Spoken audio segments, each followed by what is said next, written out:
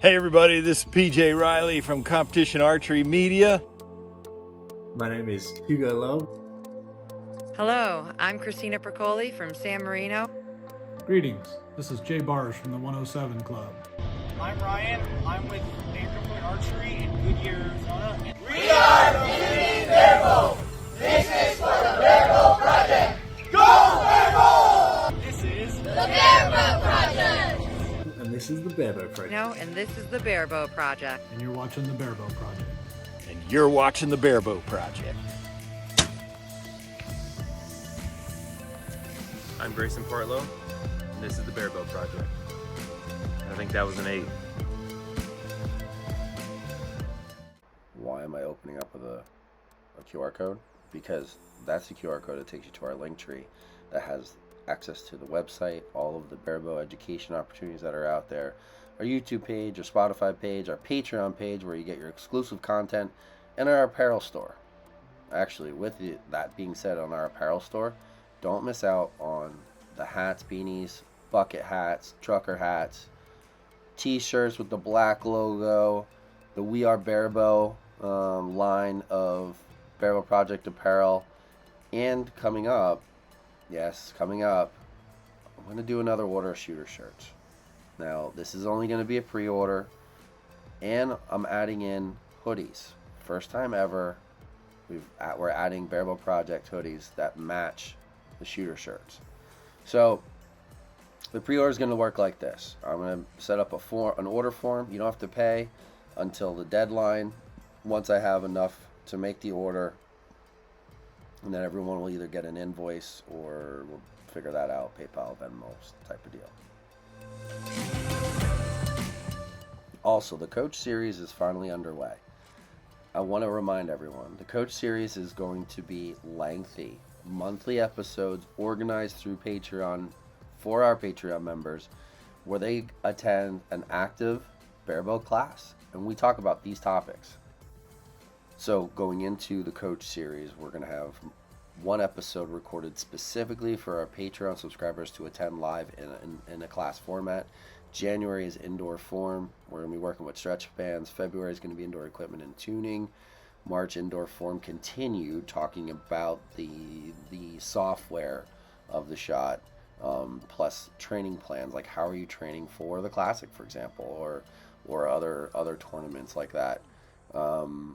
April, building blocks of the mental game. May, equipment and tuning. We'll probably be starting to talk about outdoor stuff. April, and then May will be the outdoor prep. So there's a lot coming in this Coach Series that's only accessible via Patreon subscription. You have to be a state or national champ.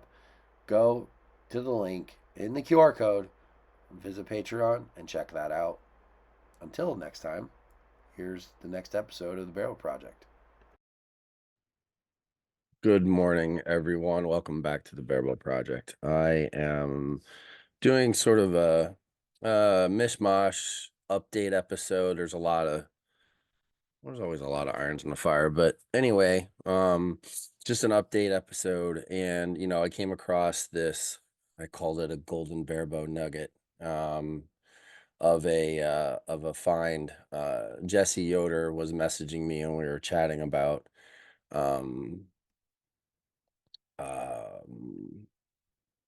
complacency.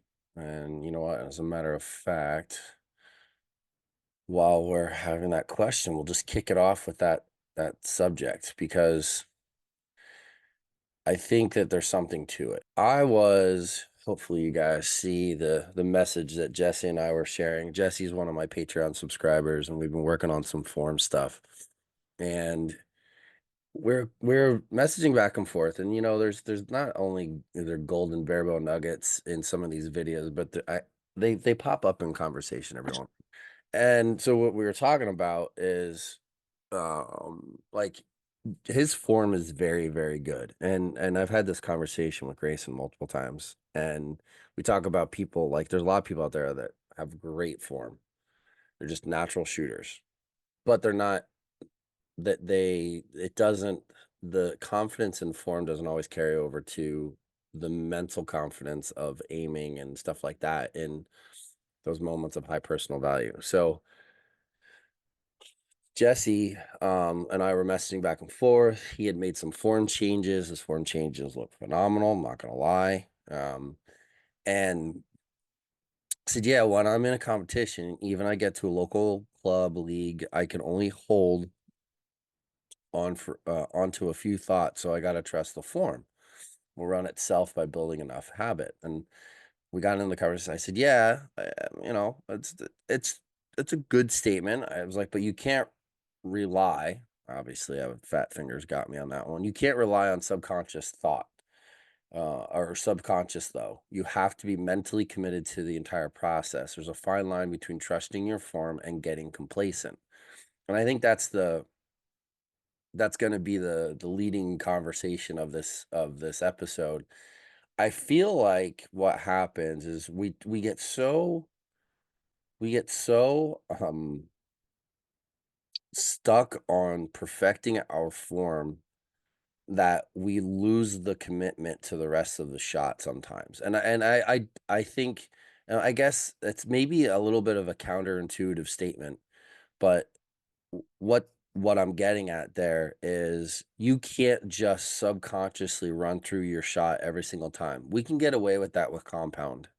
We can get away with that with Olympic recurve in some regards because we have a release aid and a back wall to pull against in compound. We have a clicker, excuse me, an anchor plate, and all of these things with the contact to the front of our nose in Olympic recurve. So that's, here. And we have all of these variables that are definitive stops in our shot process. Barebow doesn't have that. So we can't just run, and I love Larry Wise, and I talk about it in this video we're going to watch.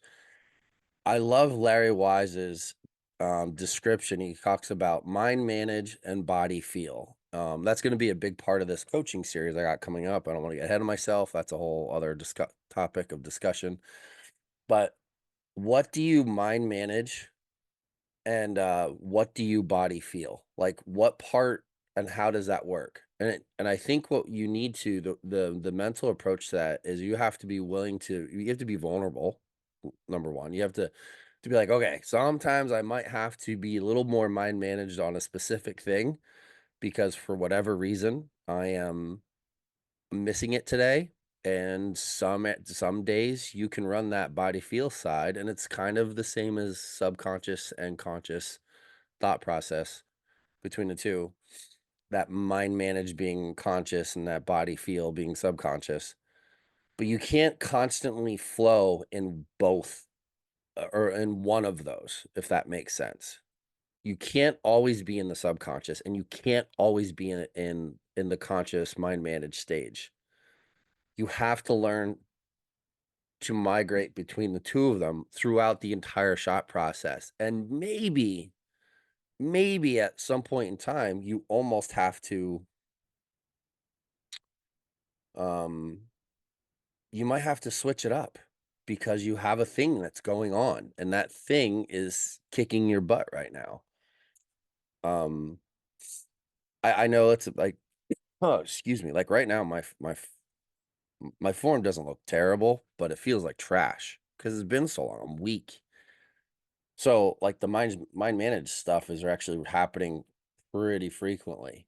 But it's a reminder that in training, the important part of shooting is you have to make yourself feel comfortable being uncomfortable. And it's if you can't mentally put yourself in that place, fabricate that situation, try to duplicate some of the feelings, you'll never get it like 100%. But if you don't do that while you're have your own training going on, you really need to work on it. You need to Facebook Lives help. That Archery Abroad, you can go live in the Barebow Project group.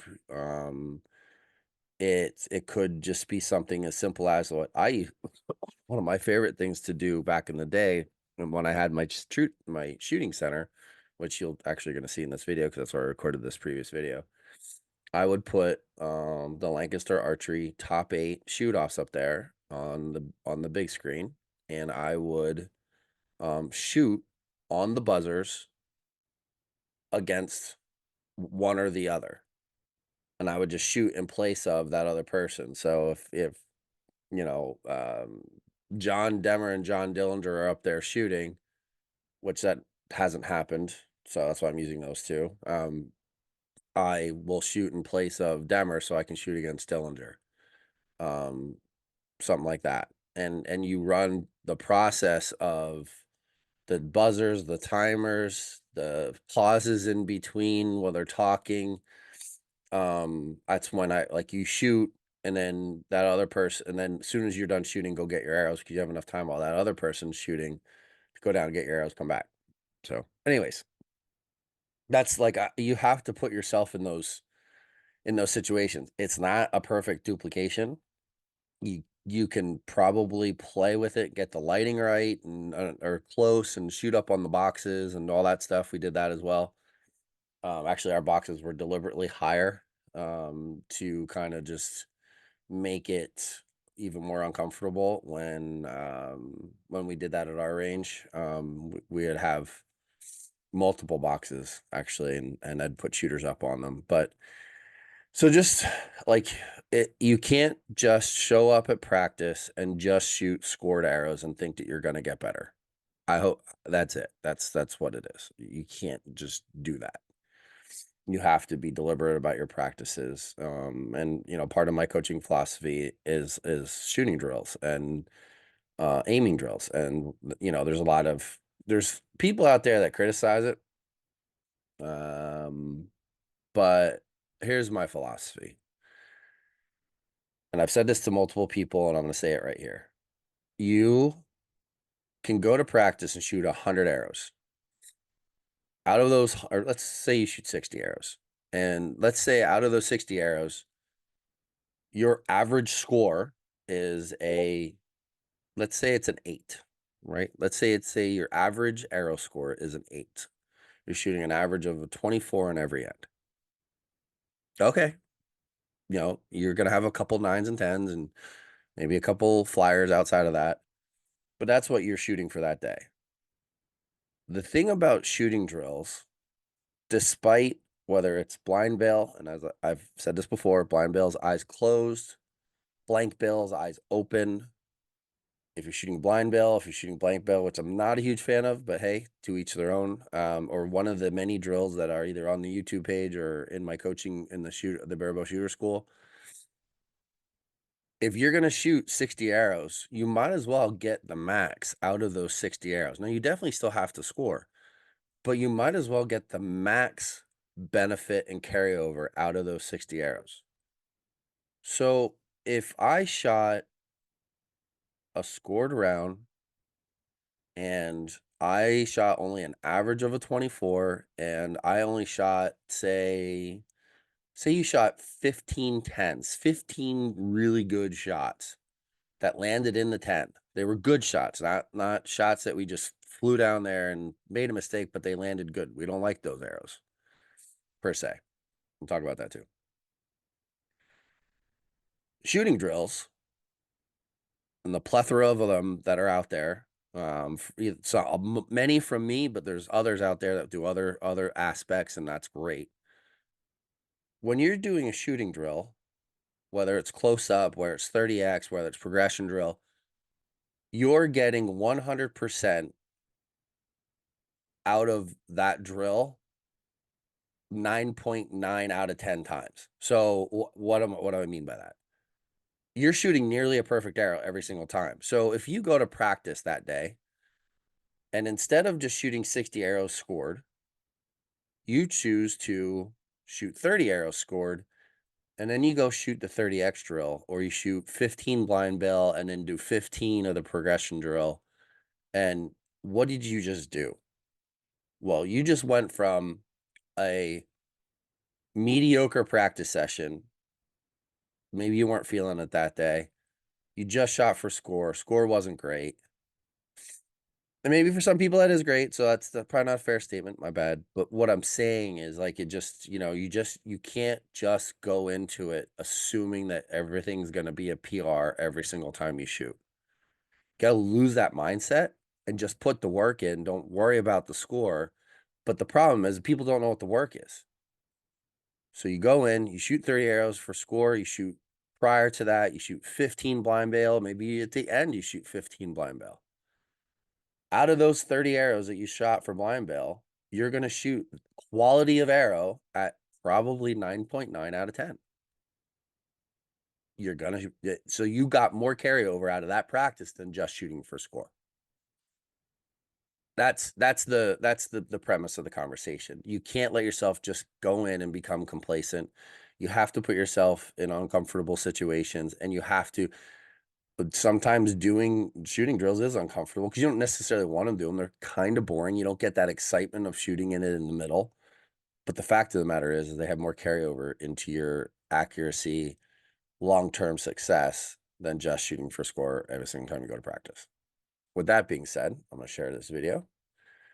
I pulled this off of YouTube. Someone commented on it like, oh, this is great info. I'll explain a little bit more, but I'm going to stop share because I didn't share my sound.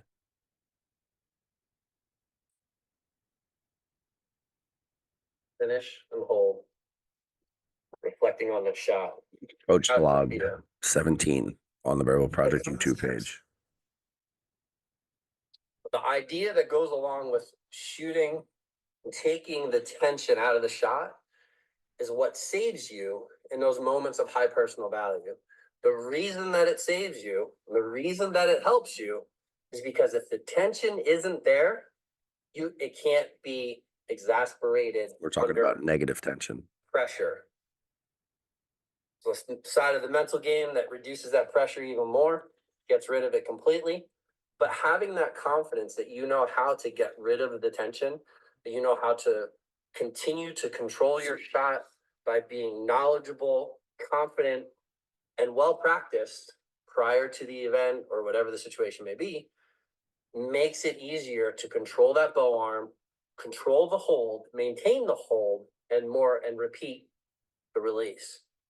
The cool thing about it is that when we do get maybe a little panicky, but we've trained ourselves that our bow arm just stays. We open our fingers as the release happens, and we just hold our bow arm, let the bow do what the bow does. And you can see my bow rocks after the end of the shot. So if you don't have a great release, the bow arm saves the arrow. Super, super crucial to have that disciplined bow arm. Yeah, so I came across that, and honestly, I forgot about that video. I've done so many. And that is something and the reason I'm sharing it is because with practicing again, I'm up to a whopping 45 arrows before I start to break down.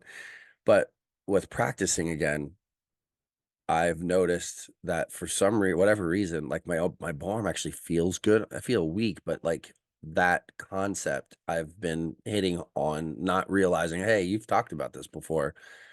And somebody commented on that video. They must have been surfing through the YouTube page. And it's so true. And again, that comes down to shooting drills. It comes down to repetition, high quality repetition.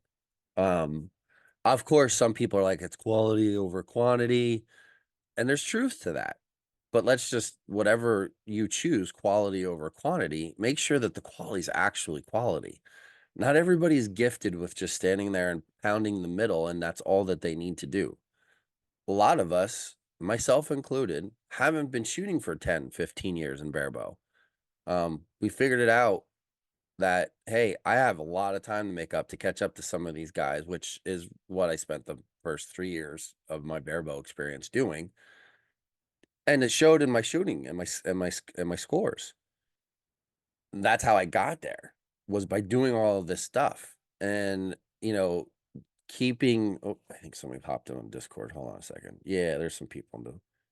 There's some folks in Discord. Hey, everyone. I'm going to keep it muted. I'll keep the, those of you that are watching, while I'm recording, I'm also have some The Discord channel open. Discord, check out the link. It's in the bio. You can join Barebow Talk. I'm in there a couple times a week. So who do we have on Discord right now? Oh, hold on. Let me see. I gotta turn the volume up. Go ahead. Oh, Adrian, and who's Julie? It's okay. You guys hang out. When I get to that point, if you guys have questions or whatever, let me know. So with that being said, we're just get back on track here, talking about that bow arm. 100%. If you are in the middle of training and you start to realize if you can discipline the bow arm to stay in that final position of your shot process, the part where you know that like feedback after your shot is good and that bow arm is where it needs to be, you 100% can save a not so great release. And let's face it, not so great releases happen. We get, and it's not something that we want to happen by any means. You should be training the bow arm and the idea of the release separately and together. Like, and what that means is like, if you're shooting blind bale one day, don't just shoot complacent blind bale. It has to be meaningful. And I'm not going to go through every, the idea of the drill. That's already on YouTube. You can find it. What I mean by that is if you're shooting blind bale, we talked about that practice session, 60 arrows, 30 arrows scored, 15 arrows of blind bale in the beginning. I call that a cash in, 15 arrows of blind bale at the end, cash out. Say the first 15 arrows, you really, really, really focus on your bow arm. Because when you close your eyes, your senses increase outside of what you're doing. And then you focus on, say, the bow arm for that first 15, then you shoot your score, and then you come at the end, finish with 15 blind bale, focusing solely on your release. And what I mean by that, like the things that you focus on with your release, it can be hand posture. What I mean by that is the verticality of the hand position, anchor point, pressure on your face, trying to duplicate the things that duplicate the perfect or as perfect as you can get competition arrow. And you're just ingraining those things, and I've built training plans. Well, the training plan thing started with me, but that carried over to Maggie when she was shooting for me and many others. And people will learn like it. I'm not a huge fan of shooting for score like a day or two before a big competition, because what the score I shoot that day doesn't matter in any way, shape, or form. If I'm not ready, I'm not ready. So instead, what am I going to hone in on? Like blind bale is my go-to, 100%. That's my go-to. The day before tournament, 2 days before tournament, I'm shooting blind bale. I'm focusing on form. I want to, the last thing I want my body and my mind to remember is perfect shots. So I am never hammering a shit ton of scored rounds right before, because it kind of if you don't have a great scored round, it can mess with your psyche a little bit, and that's on me if it's not great because I didn't train the right things. But if I shoot blind bale or progression drills and add in some holding drills and stuff like that, the last thing that's ingrained in my brain is exactly the way I want my aim to look, exactly how I want my release to be, and exactly how I want my bow arm to be. So I hope that makes sense for everyone. Let's see, what do we have next? So back on topics from the Barebow Project Facebook group. This one came up, and is it Francesco? No, Francis Gignac. I'm not sure where Francis is from. I have to look at his profile and see. Something tells me he's not in the US, but I could be wrong. I don't know. I've been wrong before. It's all good. So, excuse me, a little under the weather. Francis posts, I finally got my riser from Hoyt. I'm a major step closer to being a barebow shooter.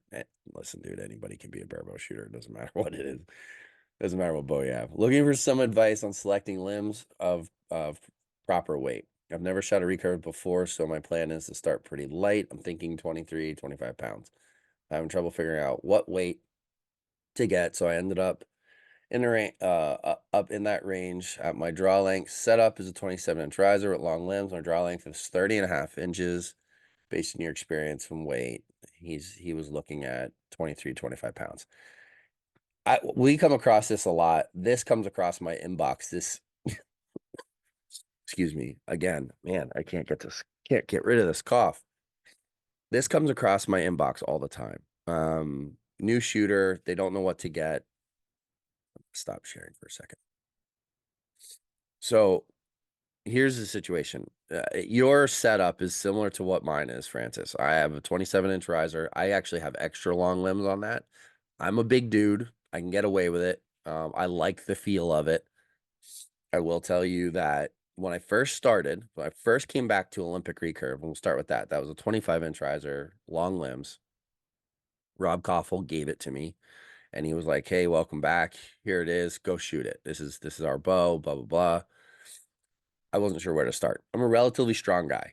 I started at 32 pounds. That was for Olympic recurve. That's plenty of weight for everything you need. A shooter, a short draw shooter at 32 pounds can hit a 50-meter target in barebow. So with that being said, I think that 23 to 25 is going to be low. We chatted a little bit, I think, in the comments there.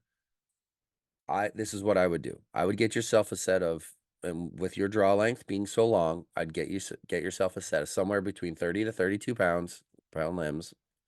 Just do longs if you don't want to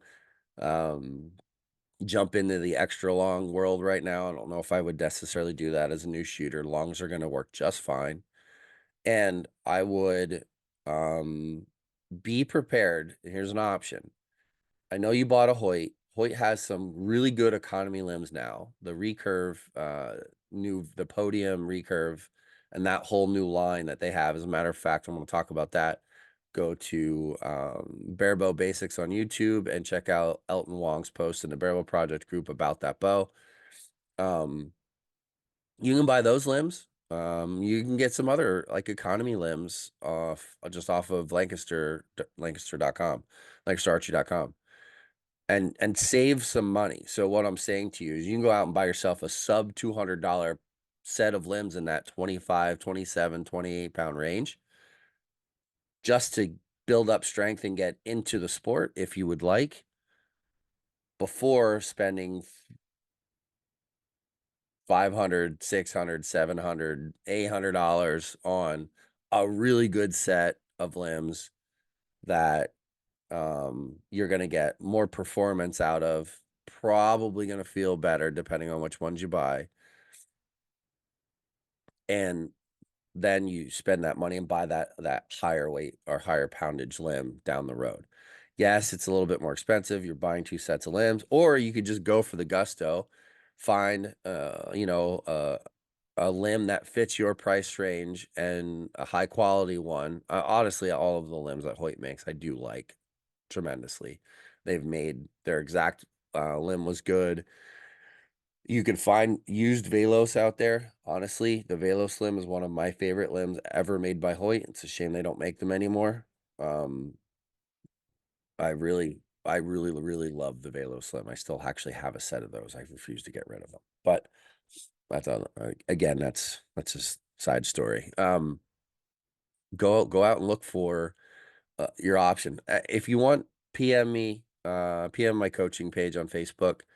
You want options and you have a price range, just shoot me a message. I'll send you links to Lancaster where the best options are, just to help you along that journey.